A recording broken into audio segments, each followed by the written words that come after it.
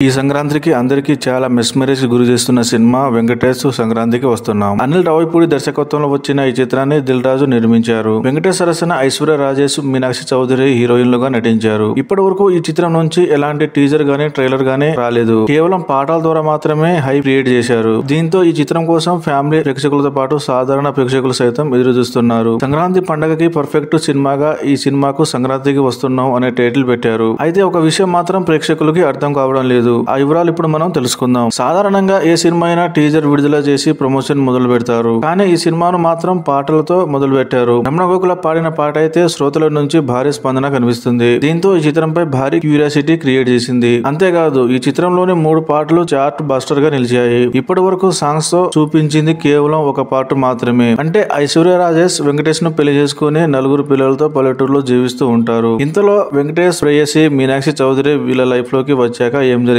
అనేది అర్థమవుతుంది. కానీ సినిమాలో మెయిన్ స్టోరీ లైన్ రివీల్ కాకుండా చిత్ర యూనిట్ జాగ్రత్త పడింది. ఈ సినిమాలో వెంకటేష్ పోలీస్ ఆఫీసర్ గా ఉన్నప్పుడు మీనాక్షి చౌదరి ఇద్దరు ప్రేమించుకుంటారు. కానీ కొన్ని కారణాల వల్ల ఐశ్వర్య రాజేష్ ను పెళ్లి చేసుకోవాల్సి వచ్చింది. దీంతో మీనాక్షి చౌదరి దూరం అవుతుంది. కానీ కొన్ని సంవత్సరాల తర్వాత వెంకటేష్ ను వెతుక్కుంటూ పల్లెటూరులోకి వస్తుంది. అసలు మీనాక్షి ఎందుకు మళ్ళీ వచ్చింది? పోలీస్ ఆఫీసర్ గా ఉన్న వెంకటేష్ పల్లెటూరులో ఎందుకు ఉన్నారు? ఒక మిషన్ కోసం వెంకటేష్ ఈ విధంగా దాక్కొని ఉన్నారు అనేది తెలుస్తుంది. ఒక రకంగా చెప్పాలంటే ఈ సినిమాలో ట్విస్ట్ అంతకు మించి అనేంతలా ఉంటుంది అని ఫిలిం నగర్ నుంచి సమాచారం అందుతుంది. వెంకటేష్ ఈ చిత్రంలో ఒక ప్రేమికుడిగా, పవర్ఫుల్ పోలీస్ ఆఫీసర్ గా, ఫ్యామిలీ మ్యాన్ గా ఈ విధంగా డిఫరెంట్ షేడ్స్ లో నటిస్తున్నారు. ఫ్యామిలీ ప్రేక్షకులు కోరుకునే అన్ని అంశాలు ఈ చిత్రంలో పుష్కలంగా ఉన్నాయి. సినిమాకి హిటాక్ వస్తే ప్రేక్షకులు ఎగబడి మరీ చూస్తారు. ఫ్యామిలీ ప్రేక్షకుల్లో వెంకటేష్ కి విపరీతమైన ఫ్యాన్ ఫాలోయింగ్ ఉంది. మరోవైపు గేమ్ చేంజర్ వంటి political thriller cinema, Daaku Maharaj వంటి మా సినిమా పోటీలో ఉన్నా కూడా ఈ చిత్రం కోసమే ప్రేక్షకులు ఎదురు చూస్తున్నారు. అసలు విషయం ఏంటో తెలియాలంటే జనవరి 14 వరకు ఎదురు చూడవలసిందే.